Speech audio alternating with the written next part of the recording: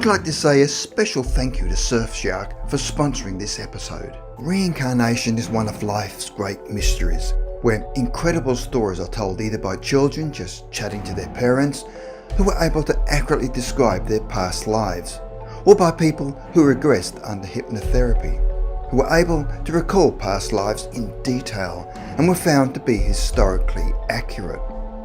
The following are 3 amazing stories of people who remembered their past lives when they were children. The details that they describe are extremely vivid and cannot be explained even after scientific inquiry. The following 3 stories were researched by Jim B. Tucker, MD, who is a child psychiatrist at the University of Virginia School of Medicine and an expert in the studies of reincarnation, and interviewed the following 3 individuals.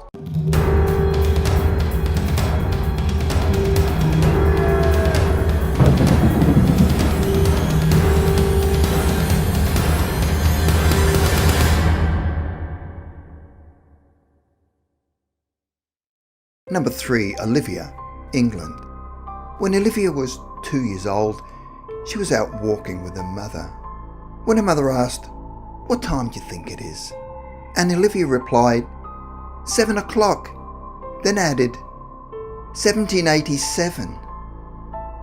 On another occasion, when Olivia was 2 years old, she casually said to her mother, "My name used to be Daisy." A short time later, she again approached her mother and said, "Robinson." Her mother asked what that meant, and Olivia replied, "It was my name, and that she used to be called Daisy Robinson." When she was 2.5, Olivia would often talk about past events. Her father asked her whether she used to have a different mummy and daddy, and she excitedly replied, "Yes." Another time, Olivia came up to her mother and told her, "All the air came out of here," and her mother replied, "Out of where?" And Olivia pointed to the middle of her body and said, "Here, and I died, but I don't like talking about it," and then left the room. Her mother was quite stunned because Olivia had had no contact with death other than seeing a dead frog once that her parents hadn't even told her was dead.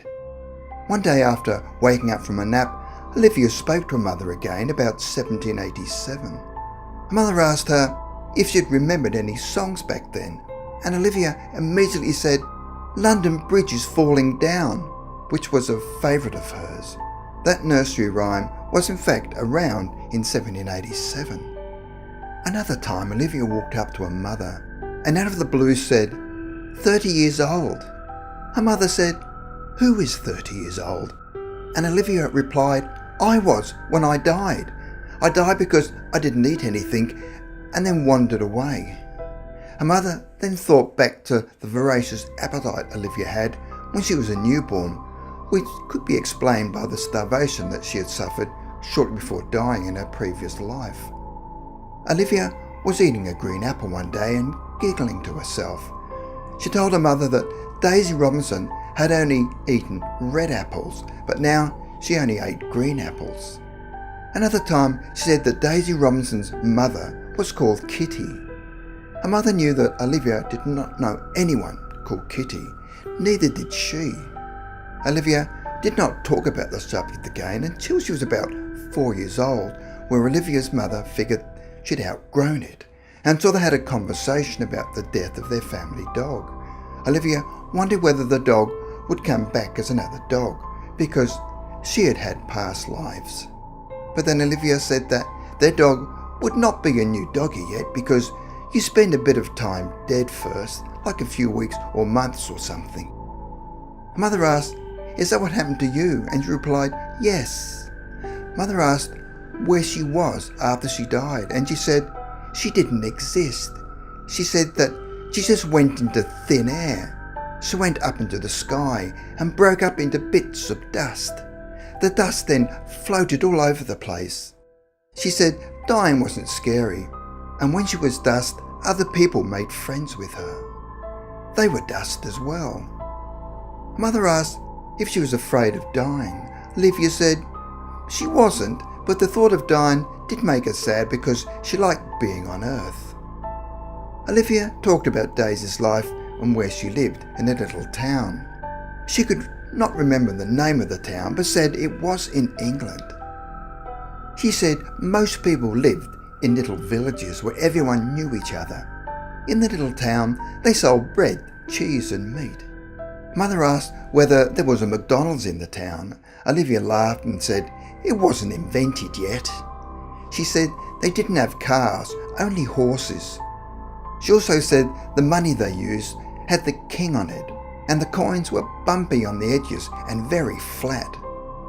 Olivia's mother investigated English coins from 1787 that Olivia claimed she had seen in her life as Daisy, and found that there was an imprint of King George III on them with serrated bumpy edges and were flatter than modern-day coins. Her mother decided to show Olivia a collection of English coins dating back to the 1600s, where Olivia was able to point to a 1787 King George shilling she said she remembered. She was also able to recognise other coins from the reign of King George III. For a child of between 2 and 5 years old to remember things in vivid detail is quite amazing, because at that age they only had a limited life experience. So if she had not lived a previous life as Daisy Robinson, where did she get all the information from? Number 2. Hannah, Canada. Hannah's father had hated hockey all of his life, which disappointed his father because he was passionate about it, and they never really bonded because of it. Even when Hannah's father first met her mother, he said they would get on okay if she never spoke of hockey. So Hannah grew up in a family that never spoke about hockey and never watched it on TV. As Hannah was growing up, she never had a babysitter until the age of 9, when her grandmother would be a babysitter. So Hannah had no contact with anybody that could have discussed hockey with her. Like her parents, Hannah had no interest in hockey. One day when Hannah was 3 years old, she asked her father why her son didn't come around to take her to hockey games anymore. He asked her when her son had done this, and she replied, "You know, Daddy, when I was an old lady." For a couple of months, she asked about her son and seemed frustrated that he wasn't coming around. Hannah then gave details about her son, where she said he was skinny with red curly hair. She talked about how her son wore a leather coat. She also said that he drove a white car with rust on it. She would also talk about the arena, which surprised her father because as Hannah had never been to an arena and no one had ever discussed that word around her. Suddenly, Hannah stopped talking about her son and hockey games, and when her father later brought the subject up, he seemed to have no memory of them. So, what would possess a 3-year-old child, especially a family who didn't even like hockey, to imagine that she'd been an elderly woman wanting her son to take her to hockey games?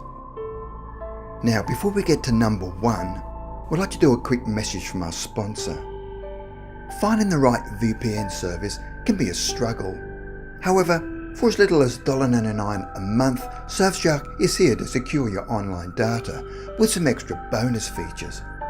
Unlike other VPN services, Surfshark allows you to use it on unlimited devices, letting you enjoy the full richness of the open internet freely. If you're addicted to Netflix like us, Surfshark is the only VPN which allows you to access 8 different Netflix libraries, including the USA, UK, Japan, France, Australia, India, Italy, and the Netherlands. You can also have peace of mind. You'll be able to surf the net with no ads, trackers, malware, or phishing attempts. The Supreme Whitelister feature also allows specific apps and websites to bypass the VPN, and works great with mobile banking apps. With over 800 servers in over 50 different countries and 24/7 support, Surfshark is fast becoming the leader among VPN providers.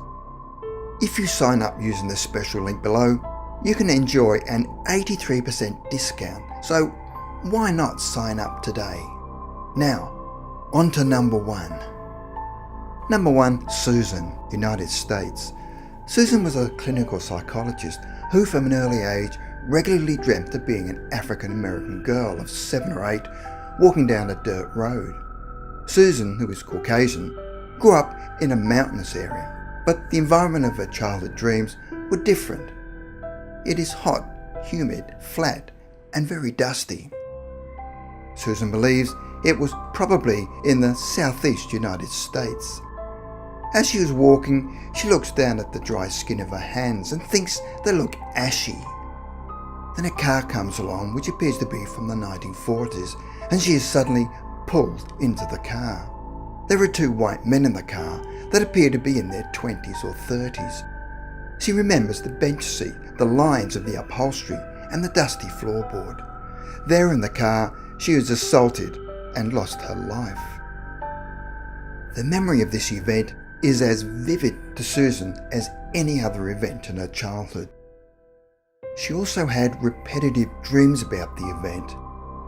In some of them, she re-experienced the assault, while in others, she observed what happened from above. She didn't think any of the dreams were nightmares, as they were very realistic, but they frequently woke her up. Susan could think of nothing in her childhood's environment that could have triggered the dreams. There were African Americans living in her town that she grew up in, but there was no racial unrest.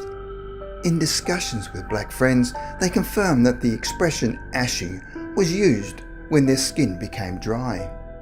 Susan feels her vivid dreams have had no negative effect on her as she grew older, and she has had no relationship problems with her husband, nor has she suffered any anxiety problems, but claims that she has always had an exaggerated startle response.